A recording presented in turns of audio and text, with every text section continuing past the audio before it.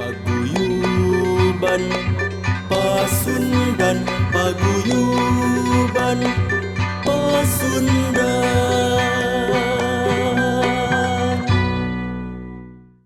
Assalamualaikum warahmatullahi wabarakatuh.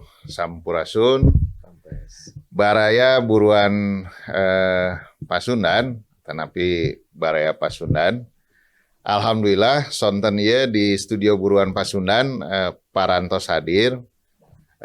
Sahabat saya juga sangat membanggakan lah. Seorang pengusaha muda Crazy Rich. Saya perkenalkan Kang Epri. Mangga, ini Kang Epri.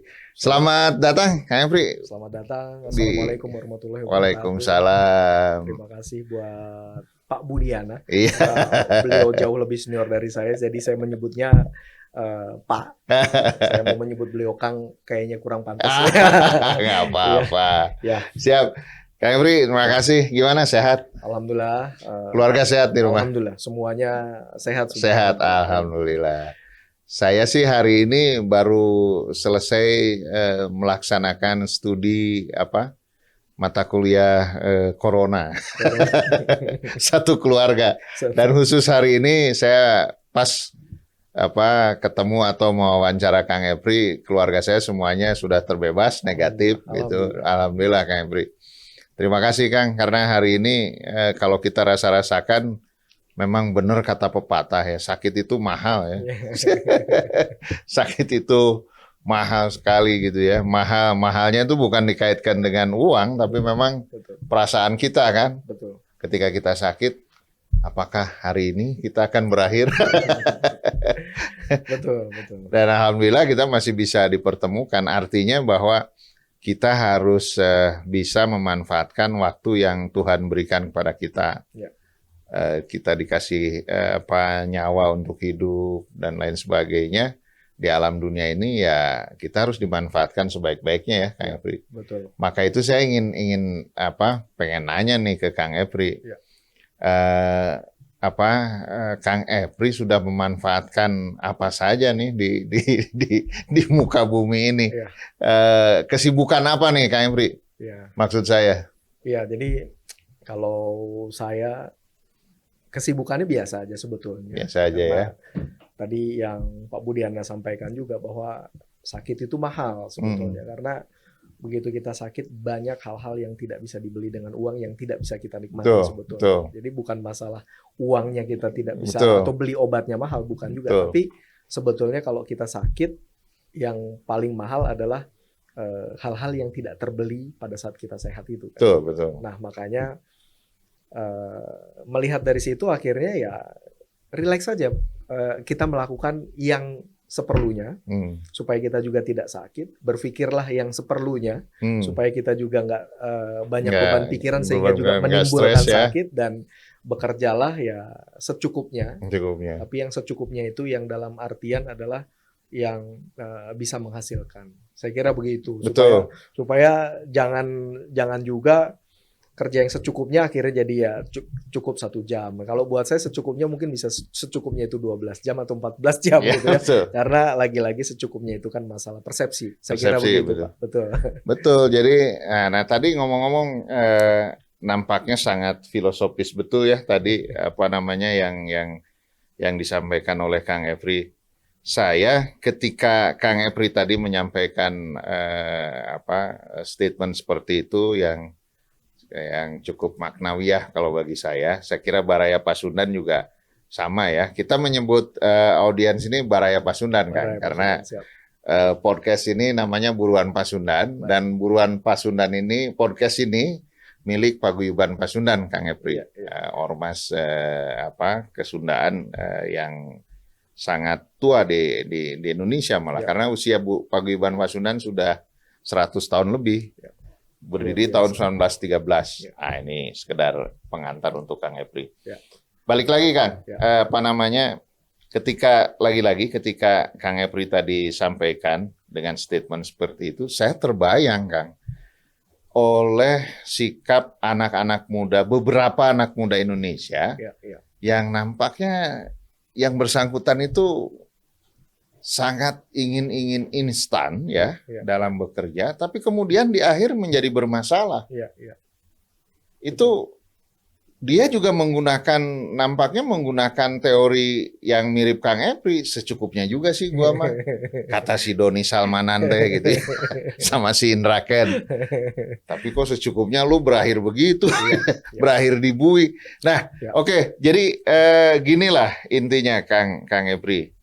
Apa namanya? Kalau terkait dengan sikap yang seperti itu, karena Baraya Pasundan, Kang Epri ini juga seorang pengusaha muda yang kalau menurut saya secara pribadi apresiat sekali karena beliau pengusaha muda yang benar-benar menggunakan keringat beliau. Mohon maaf, kalau dalam istilah Sunda mah bahkan mungkin suku jadi hulu, hulu jadi suku gitu kan. Kebayang ya Kang Epri? Artinya Kang Epri ini mengejar prestasi hari ini tuh habis-habisan gitu loh ya, habis-habisan. Semua tenaga pikiran dicurahkan dan itu semua untuk sebuah prestasi dan prestise diri gitu ya. Yang akhirnya juga secara ekonomi akan memiliki berdampak, ada dampaknya, ada income yang signifikan untuk pribadi, untuk keluarga dan lain sebagainya. Bahkan kalau berlebih boleh jadi Kang Epri mah seorang filantropis kayaknya sering menyumbang aspek kemanusiaan lainnya lah begitu. Mudah-mudahan bisa begitu. Harus ya Kang Epri. Gimana tuh Kang pendapat Akang? Ya pertama memang kalau saya lihat fenomena belakangan ini cukup menarik. Gitu ya. Banyak orang yang akhirnya tergiur karena yang tadi dibilang bahwa kerja secukupnya tapi menghasilkannya maksimal. Gitu. Tapi tadi yang Pak Budiana sampaikan bahwa pada ujungnya ini akan menjadi satu persoalan. Kalau persoalan dengan tetangga mungkin masih bisa diselesaikan dengan baik gitu ya. Tapi kalau ini menjadi persoalan yang akhirnya menjadi persoalan hukum, ini kan harus berhadapan dengan hukum. Dimana kalau orang berhadapan dengan hukum, khususnya hukum pidana, apalagi sudah dikategorikan sebagai kejahatan, maka dia harus bertanggung jawab atas perbuatannya yang dilakukan. Betul. Gitu. Nah makanya saya melihat ini memang fenomena yang seperti ini unik sekaligus juga agak mengkhawatirkan. Nah khususnya di 2 tahun belakangan ini karena memang fenomena ini juga ramainya mulai di 2 tahun terakhir ini. Orang lagi sulit boleh dikatakan Pak Budiana karena adanya COVID. Nggak hanya di Indonesia tapi di seluruh dunia. 2 tahun terakhir ini banyak orang yang kena PHK. 2 tahun belakangan ini banyak orang yang harus mendapatkan porsinya itu tidak seperti biasanya. Pada saat ada yang menawarkan untuk menjadi kaya dalam waktu dekat, dalam waktu yang singkat, ini orang jadi gelap mata sehingga akhirnya mereka juga melupakan logika-logika. Tapi buat saya yang harus dipahami bahwa setiap kali kita ingin menjadi, kita tidak sebut kaya, tapi kita bisa menjadi orang yang berkecukupan, makanya di situ harus ada proses.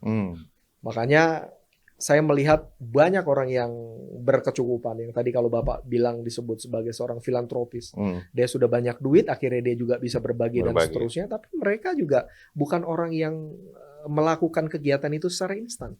Mereka semua melalui proses. Betul. Siapa sih orang di Indonesia yang tidak kenal dengan misalkan 10 orang terkaya di Indonesia? Ada Yusuf Hamka ya. Salah satunya beliau juga. Terus ada juga pemilik Jarum Group kalau kita bisa sebut merek. Tapi apakah beliau itu bekerja dari 10 tahun yang lalu? Bukan. Bahkan mereka berpuluh-puluh tahun yang lalu. Gitu ya. Bahkan mereka mungkin dulu yang dari proses kecil sehingga sekarang yang sudah bisa menjadi orang terkaya di Indonesia dan seterusnya. Nah ini yang perlu dicontoh. Nah ini juga yang perlu dicermati sehingga supaya nanti Baraya Pasundan ini juga istilahnya tidak terjebak dengan fenomena tersebut. Kepengen kaya, boleh. Semua orang pengen kaya. Tapi kita harus menggunakan logika kita bagaimana prosesnya. Sehingga itu nggak akhirnya menjadi persoalan yang tadi kita sampaikan adalah persoalan hukum. Begitu sudah menjadi persoalan hukum yang tadinya kepengen kaya, ini jadi semakin miskin kalau menurut saya.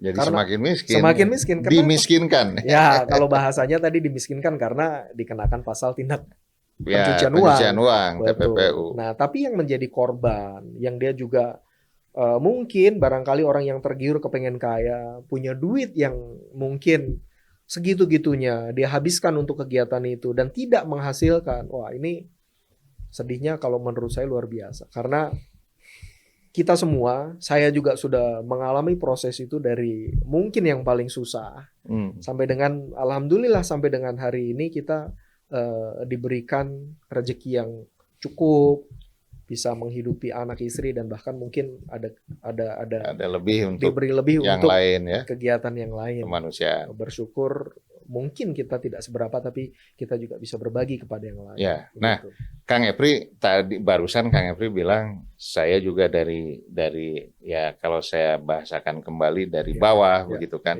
sampai kemudian mencapai hari ini. Memang benar Kang Epri mengalami itu ya. Ya. Ini perlu Kang untuk disampaikan ke Baraya Pasundan, ke pemirsa, ke follower YouTube Buruan Pasundan ini untuk didengar terutama oleh para generasi muda gitu. Iya. Betul. Gimana jadi, Kang ceritanya Kang? Namanya setiap satu kegiatan itu berarti kan satu proses. Ya. Anggaplah orang kalau misalkan yang pada umumnya dia harus mulai dari TK dulu sampai dia nanti lulus sarjana dan seterusnya. Ya. Begitu juga di dalam dunia usaha. Jadi memulai dari yang paling kecil dulu. Akang mulai dari apa tuh dulu tuh? Saya sebetulnya kegiatannya dulu memulainya dari kecil aja Pak. Mulai dari berdagang dulu. Berdagang ya. Sampai akhirnya kita mengerti triknya. Sampai akhirnya kita memiliki satu usaha sendiri. Kita bisa bikin brand sendiri. Dan akhirnya kita bisa jualan sendiri. Dan bahkan kita bisa mengajak orang lain untuk mengikuti bekerja dan sebagainya. Nah ini kan satu proses. Betul. Nah kalau misalkan kita tidak melalui suatu proses itu ya saya mungkin tidak akan berada seperti di sini sekarang. Diundang sama Pak Budiana untuk duduk di sini. Betul. Nah artinya ini kan melalui sebuah proses. Ya. Mungkin kalau misalkan saya tidak melalui sebuah proses itu juga Pak Budiana tidak akan mengenal saya dan seterusnya. Betul. Sehingga ada di sini yang kita bisa sharing pada hari ini. Kira-kira begitu. Siap. Ya. Nah, Baraya Pasundan untuk diketahui saya bertemu dengan Kang Epri ini tidak hanya di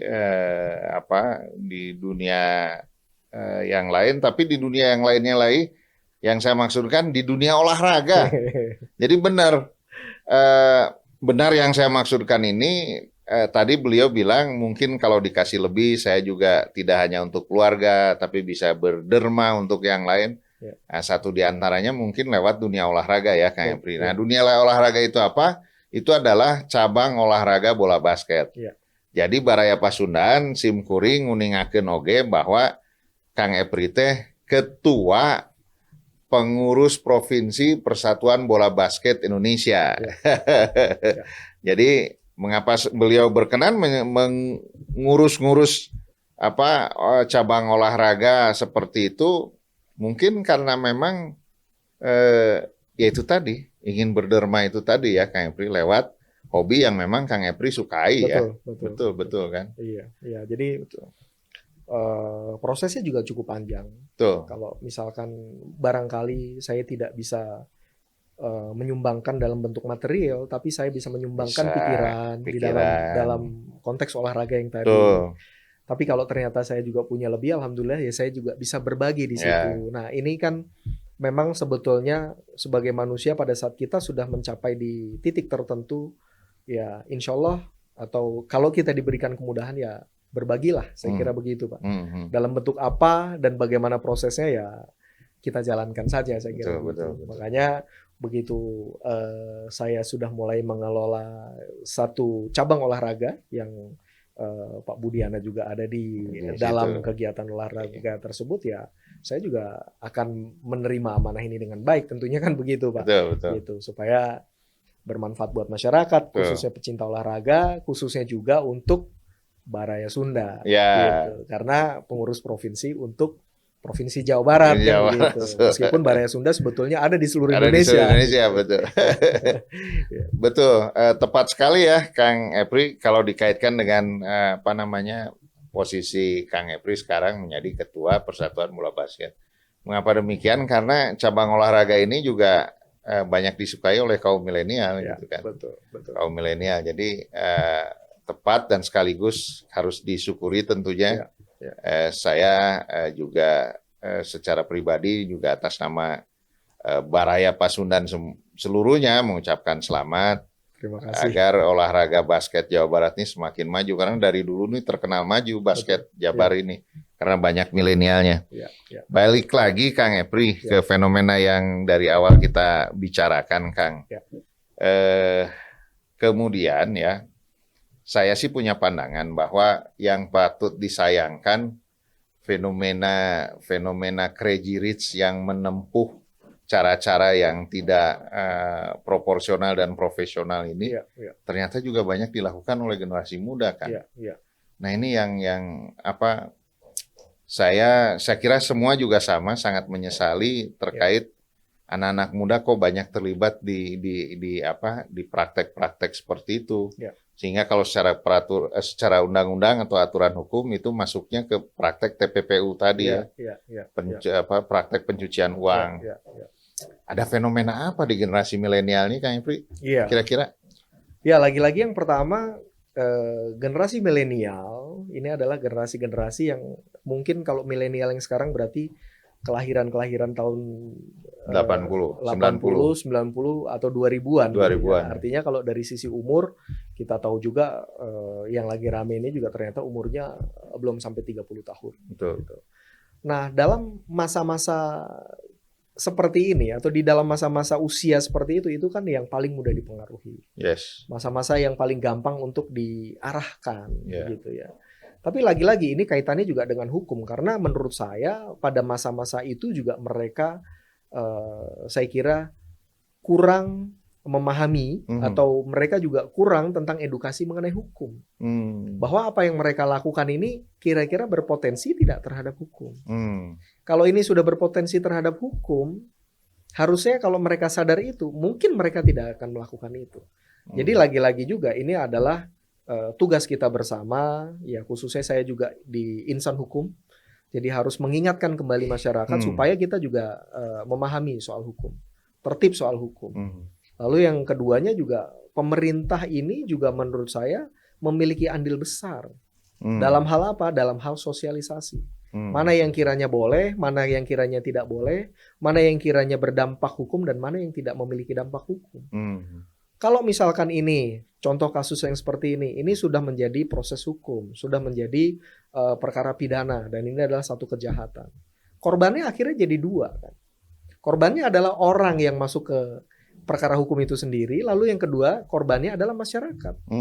Di mana masyarakat yang terpengaruh atas iming-iming dari si yang sekarang sudah berproses hukum ini kan jadi merana. Yang tadi Bapak sampaikan, orang-orang terpengaruh, dia punya duit 10 juta, dia kepengen jadi 100 juta, bukannya dapat 100 juta malah yang 10 juta hilang. Artinya ini banyak menghilangkan harapan orang-orang.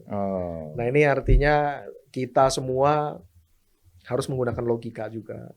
Kita semua harus, ya khususnya kita semua harus mengingatkan sesama. Dan tidak lupa juga pemerintah ya kiranya bisa memberikan edukasi kepada masyarakat. Saya kira begitu Pak Budi. Betul. Jadi halusinasi terhadap lingkungan generasi milenial ini sudah, kalau saya cermati sudah banyak rupa ya.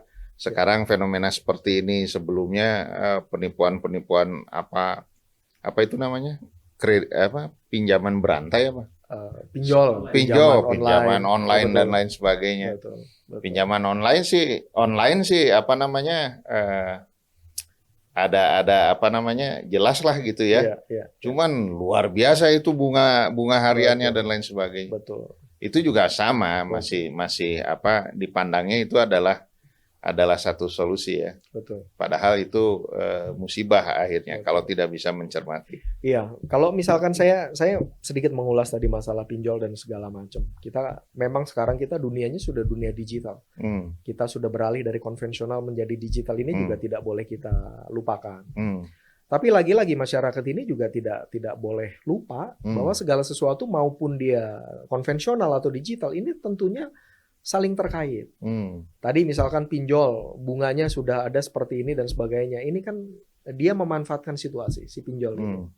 Masyarakat yang mungkin yang tadi kita sebutkan juga awam hukum, akhirnya mereka tidak membaca perjanjian. Padahal sebetulnya di dalam perjanjiannya mungkin ada. Karena digital dia biasanya scroll ke atas, tiba-tiba di bawahnya ada tulisan setuju atau agree, mereka tinggal klik.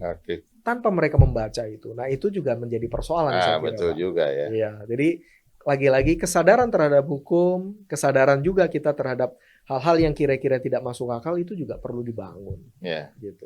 Akhirnya kembali juga kepada kemampuan literasi juga generasi muda. Betul. Jadi jangan terlalu banyak waktu habis di main game gitu ya. Baca buku jarang gitu. Betul. Karena apapun itu namanya budaya membaca itu lagi-lagi ya saya kira masih berlaku bahwa membaca itu adalah membuka jendela dunia. Itu saya kira filosofi itu tidak akan pernah lekang oleh waktu meskipun dari konvensional menjadi digital gitu Pak ya. Gitu saya kira. Nah, maka itu Baraya Pasundan ya kalau kita perhatikan ini pernyataan-pernyataan Kang Epri ini nampaknya sudah gini Kang Epri, kalau bahasa Sundanya itu naon Kang Denny nyampaknya nyampak di Kang Epri mah gitu ya. Tidak mungkin Kang Epri mah ya seperti generasi muda yang sekarang sedang berbuat tidak benar ini begitu ya. Tidak mungkin Kang Epri mah menawarkan konsep-konsep halusinasi gitu ya. Tapi the real konsep nyata. Maka itu saya ingin nanya nih, Kang Epri background-nya apa ekonomi atau? Ya, jadi saya pernah kuliah arsitek S1. Oh, malah arsitek. Lalu S2-nya tapi memang saya juga nyeleneh juga. Nggak ada kaitan dengan teknik sebetulnya. S2-nya saya ngambil ekonomi. Oh, ekonomi. Gitu. Nah, dari situ makanya saya dulu pernah di dalam satu tesis saya juga kan saya mengamati perilaku ekonomi masyarakat. Tapi itu lama, tahun 2011. Nah, jadi memang ada pergeseran itu dari 2011 pada saat bikin tesis sampai dengan sekarang tahun 2022. Artinya itu apa pergeserannya tuh menurut Kang Epri? Saya melihat pergeseran-pergeseran yang paling kelihatan memang 2011 itu dunia digital masih belum begitu dikenal luas oleh masyarakat. Nah, pada saat ini dunia digital semakin dikenal masyarakat, tapi masyarakat itu kurang teliti. Nah, pada saat zaman-zaman konvensional ini mereka masih lebih teliti, Pak. Tahun 2011 misalkan mereka adalah ya, misalkan mau kredit motor begitu. Karena kredit motor itu begitu susahnya pada saat itu, cukup sulit gitu, tidak semua orang bisa kredit motor. Mereka akan membaca lembar per lembar terkait perjanjiannya. Tapi dengan sekarang dunia digital mereka dikirimi dengan email dan seterusnya. Begitu mereka bisa scroll, akhirnya mereka cuman klik setuju tanpa mereka membaca, ini kan menjadi satu pergeseran.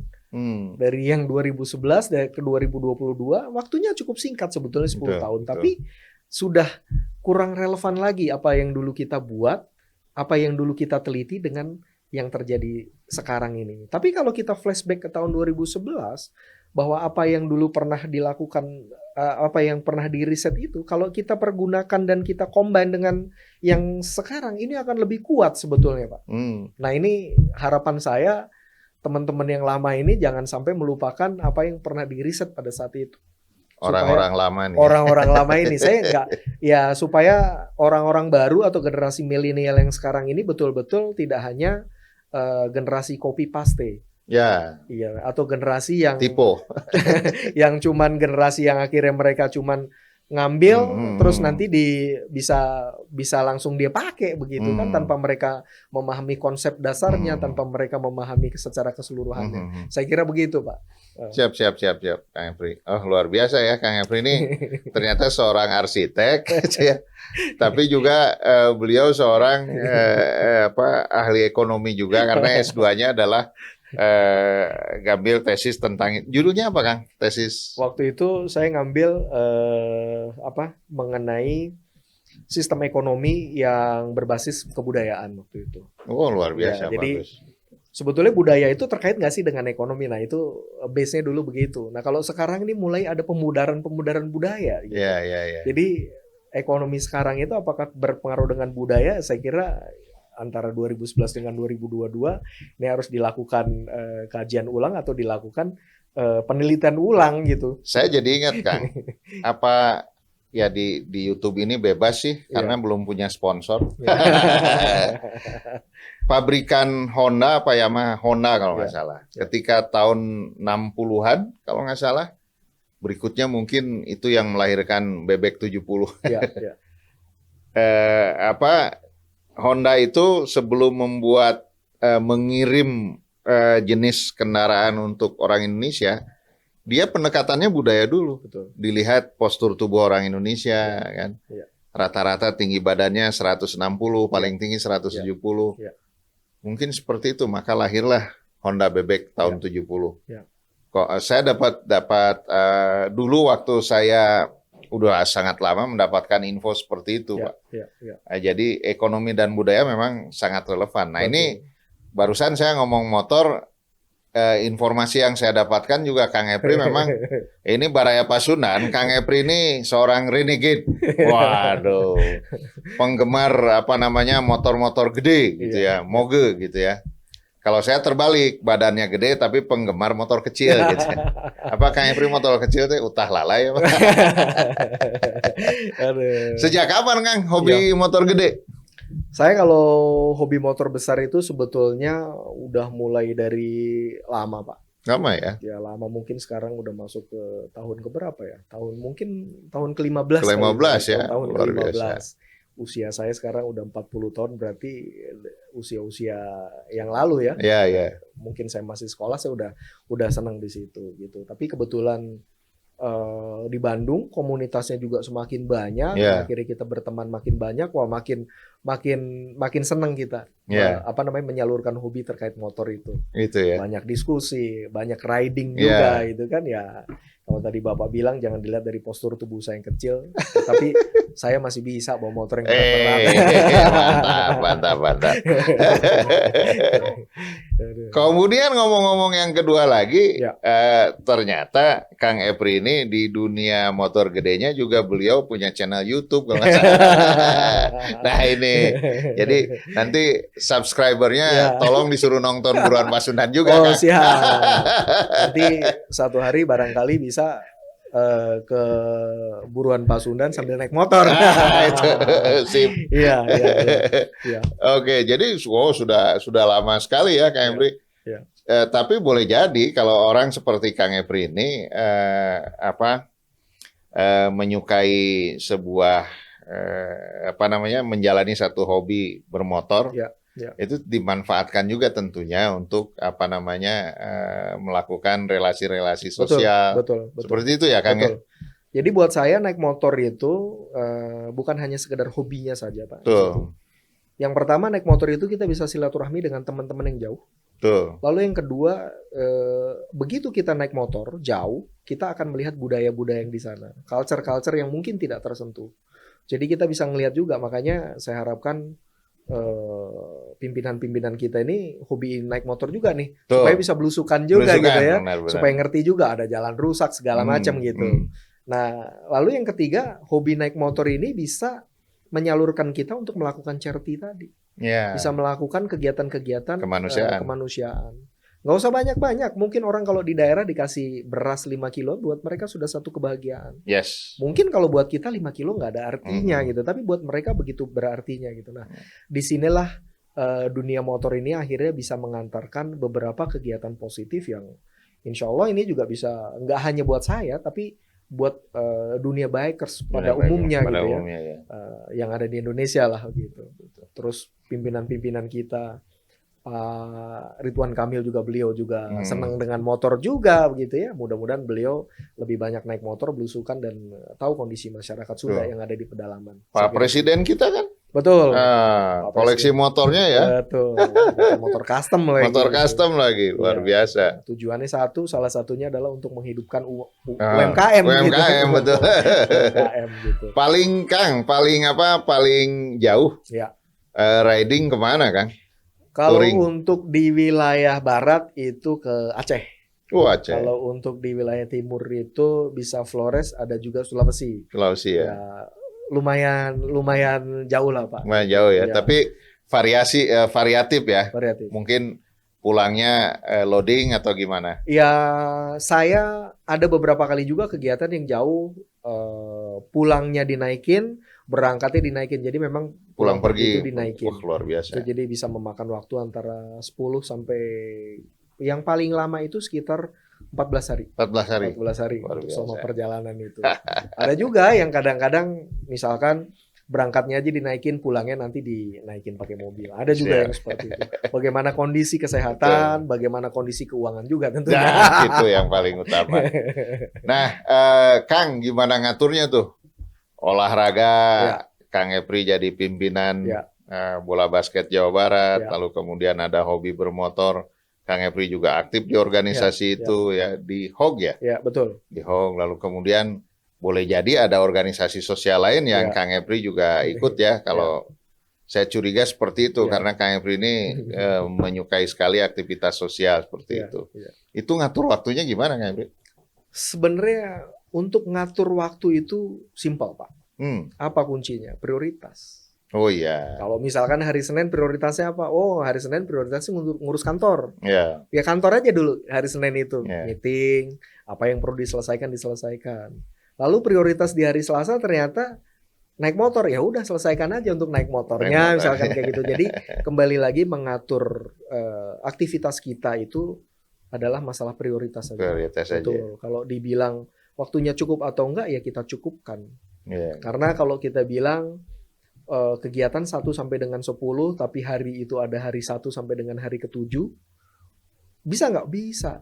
Ya tinggal prioritasnya saja kan begitu. Gitu. Mantap. Ya, karena naik motor juga nggak harus setiap hari. Iya, Gitu. betul. Atau bisa juga hobinya naik motor setiap hari. Hari Senin kegiatan kantor ya berarti Senin itu naik ke kantornya naik motor. Ya kan Pulang kantor pakai. Betul. Artinya menyalurkan hobi sekaligus untuk menyelesaikan satu kegiatan pekerjaan. Siap. Nah ini kan bisa Betul. dilakukan gitu. Jadi tidak ada istilahnya orang yang tidak bisa membagi waktu. Yang orang tidak bisa adalah orang yang tidak memahami mana yang harus menjadi prioritas. Mantap. Dalam sekali. Kang Epri, terakhir nih, ngobrol-ngobrol sore kita ini. Apa harapan Kang Epri ya, dikaitkan dengan yang dari awal tadi kita bicarakan terkait fenomena Crazy Rich ini. Ada apa? Harapan Kang Epri gimana nih berhadapan dengan satu fenomena yang sedang tidak menguntungkan kita ini? Saya cuma berharap satu sebetulnya masyarakat itu semakin sadar. Ya. Masyarakat itu tidak mudah tergoda untuk hal-hal yang kiranya itu tidak pasti. Yes. Karena menurut saya kalau misalkan itu sudah orang pikirannya itu sudah kalut dan sebagainya itu mereka gampang sekali dipengaruhi. Sehingga yang paling pentingnya adalah bagaimana kita menjaga logika kita tetap hidup. Gitu Pak. Sehingga masyarakat tidak mudah terpengaruh, sehingga masyarakat juga tidak dirugikan pada akhirnya, dan ya harusnya masyarakat menjadi masyarakat yang seperti pada umumnya, bisa menikmati hidupnya tanpa mereka harus mengejar-ngejar saya harus menjadi kaya dalam waktu dekat. Karena mau menjadi kaya atau menjadi miskin atau menjadi setengah kaya itu merupakan suatu proses hidup. Yes. Pada saat kita menjalani proses hidupnya dengan baik, maka Anda sudah pasti dijamin akan menikmati hidup yang baik. Saya kira begitu Pak Budiana. Mantap. Sip, Kang Epri. Karena memang kenapa saya butuh closing statement berupa harapan dari Kang Epri terhadap fenomena yang sekarang sedang terjadi ini. Karena saya melihat ada dua pola yang sedang berkembang di akhir-akhir tahun ini di Indonesia. Dan itu terkait dua kelompok. Pertama, kelompok yang ingin cepat kaya. Yang kedua, kelompok yang ingin cepat bikin negara. Ini diwakili oleh Sunda Empire, kelompok itu. Ini diwakili oleh ya si Ken sama si Doni lah gitu. Generasi milenial yang tapi milenial ya. Akhirnya keblinger gitu. Akhirnya keblinger. Aduh.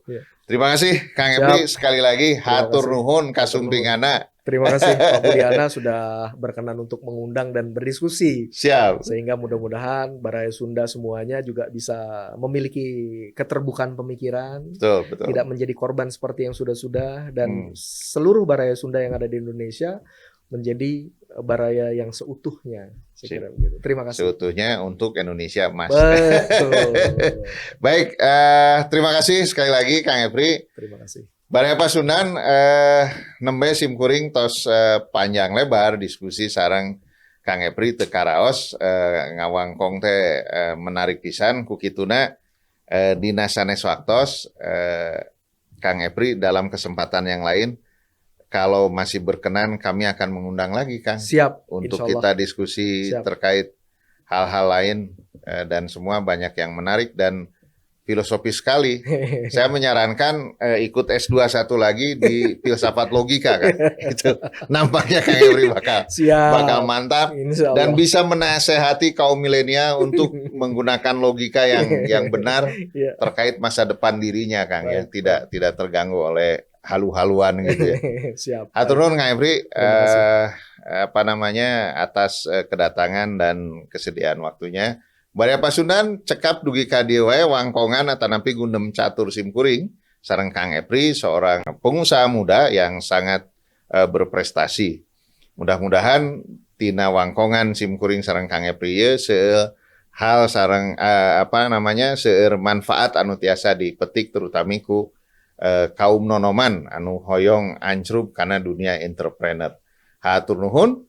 Cak, wassalamualaikum warahmatullahi wabarakatuh. Waalaikumsalam warahmatullahi wabarakatuh.